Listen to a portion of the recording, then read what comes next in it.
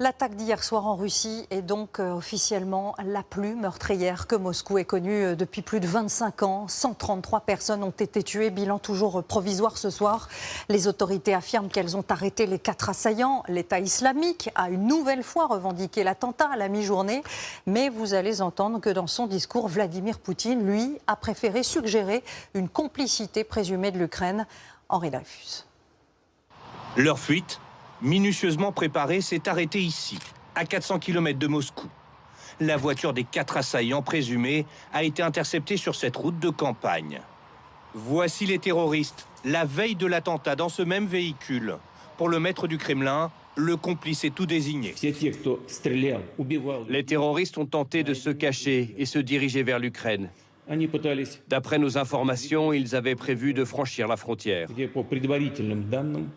L'Ukraine nie tout lien avec l'attaque. Mais selon les services secrets russes, les assaillants ont été arrêtés dans la région de Bryansk, à la frontière de l'Ukraine. L'épilogue d'une équipée terroriste soigneusement préparée. Hier soir, un commando en tenue de camouflage et muni d'armes de guerre pénètre dans le Crocus City Hall. La cible n'est pas choisie au hasard, c'est un complexe très populaire à Moscou. En ce soir de concert, des centaines de spectateurs sont en train de s'installer. Dans le hall, les premières rafales se font entendre. Elles provoquent d'abord un mouvement de foule. Mais l'évacuation vire soudainement à la panique.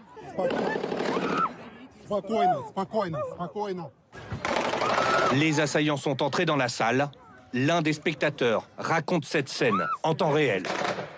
Il y a une fusillade ici. Tous les gens courent et hurlent. Quelqu'un est en train de tirer. Pendant de longues minutes, ils abattent au hasard des dizaines de personnes.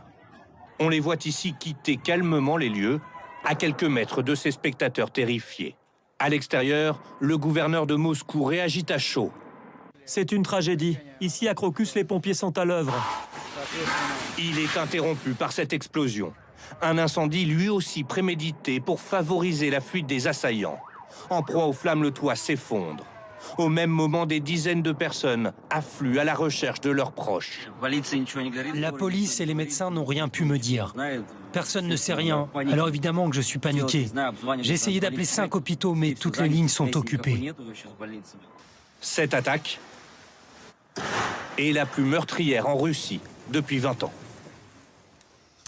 Alors revenons maintenant sur la revendication par l'État islamique, revendication renouvelée. Aujourd'hui à la mi-journée, les djihadistes ont régulièrement attaqué la Russie ces dernières décennies, qu'ils soient originaires des républiques du Caucase comme la Tchétchénie ou encore d'Afghanistan. Un des assaillants au moins serait de nationalité tadjik. Les États-Unis avaient mis en garde le Kremlin contre une telle attaque dès le début du mois de mars. Précision de Laszlo Jalabert. Selon les autorités russes, voici la toute première vidéo d'un des assaillants présumés de l'attaque d'hier soir à Moscou. Le Kremlin annonce avoir arrêté 11 hommes.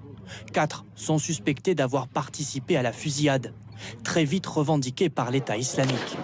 Plus précisément, il s'agit de la branche du Khorasan, présente en Afghanistan et au Tadjikistan, d'où serait originaire au moins l'un des assaillants, des pays anciennement occupés par l'Union soviétique. Il faut s'attendre, parmi les assaillants, parmi ce commando, à trouver diverses nationalités et qui profitent aujourd'hui d'un certain nombre de crises qui affaiblissent le pouvoir russe, à commencer par la guerre en Ukraine. En Afghanistan, l'État islamique reproche à la Russie d'avoir pactisé avec les talibans après leur prise du pouvoir en 2021. Une organisation terroriste qui s'est également développée en Ingouchie, au Daghestan et en Tchétchénie. Ces 3 régions séparatistes ont, elles aussi, subi la répression russe ces 20 dernières années. Suite aux violences commises par l'armée russe en Tchétchénie, notamment le fait d'avoir rasé la ville de Grozny dans les années 90, effectivement, il y a une volonté de faire payer un petit peu les Russes pour ce qu'ils ont fait en Tchétchénie. Des années de rancœur donc.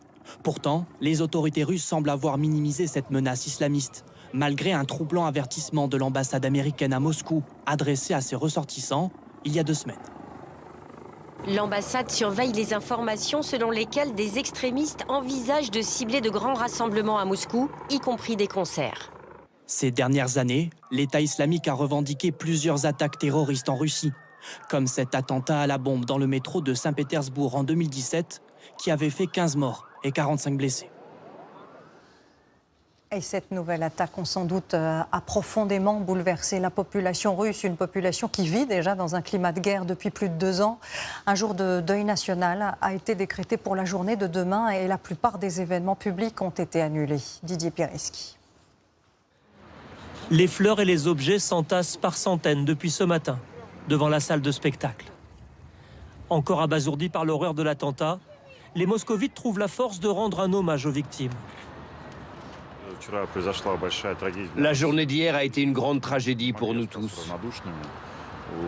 Nous ne pouvons pas rester indifférents car beaucoup d'entre nous avaient des amis et des parents sur place.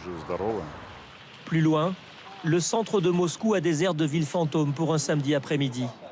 Place rouge fermée, idem pour le théâtre du Bolchoï placé sous surveillance. La sécurité est déployée autour de tous les lieux publics, ce qui n'empêche pas la peur. C'est effrayant parce que ça signifie que nos services secrets ne font pas leur travail correctement. Je pense que ça vient d'Ukraine. Mais que peut faire Poutine? Tout ce qu'il a fait n'a pas arrêté la guerre. Il faut qu'il sache renouer le dialogue et négocier la paix avec les Ukrainiens. Ces critiques ne sont pas partagées par tous les moscovites. C'est angoissant, mais les élections sont passées et notre président est toujours avec nous. Il garantit notre stabilité et il résoudra tous nos problèmes. Les seuls endroits où l'on trouve du monde aujourd'hui à Moscou, ce sont les centres de dons du sang. Les Russes y affluent par milliers dans l'espoir de sauver les dizaines de victimes blessées hier dans l'attentat. Une façon aussi d'être ensemble pour partager le deuil qui frappe la capitale et toute la Russie. Bonsoir Jérôme. Bonsoir Claire. On vient d'entendre les réactions de la population russe. La Russie, c'est un pays que vous connaissez très bien. Est-ce que cette attaque est de nature à fragiliser Vladimir Poutine? En tout cas, Vladimir Poutine a pris la parole très vite. Et ça, c'est pas dans ses habitudes. Mais est-ce que ça veut dire vraiment qu'il est fragilisé? Vous savez, Vladimir Poutine a connu des vagues d'attentats islamistes au début des années 2000 jusqu'en 2017. Souvenez-vous, les prises d'otages sanglantes, le théâtre de Moscou, l'école de Beslan, avec à chaque fois des centaines de civils tués. Après chaque attentat, Vladimir Poutine a toujours réagi de la même manière, en promettant des représailles féroces, terribles, et en consolidant son pouvoir au nom de la lutte contre le terrorisme. Et c'est probablement ce qu'il va faire à nouveau. Et puis pour lire cette crise, Anne-Claire, il faut vraiment qu'on retire nos lunettes d'Européens. Ce qu'on constate, nous, ça peut sembler étrange d'ailleurs pour nous, mais pour une grande partie de la société russe, Vladimir Poutine, malgré la guerre, malgré les sanctions, Vladimir Poutine reste l'homme de la stabilité. C'est ce qu'on observe, nous, en vivant dans le pays. Quand une menace grandit, le réflexe de la population, c'est plutôt de se rassembler derrière le drapeau. Merci beaucoup Jérôme pour cette analyse.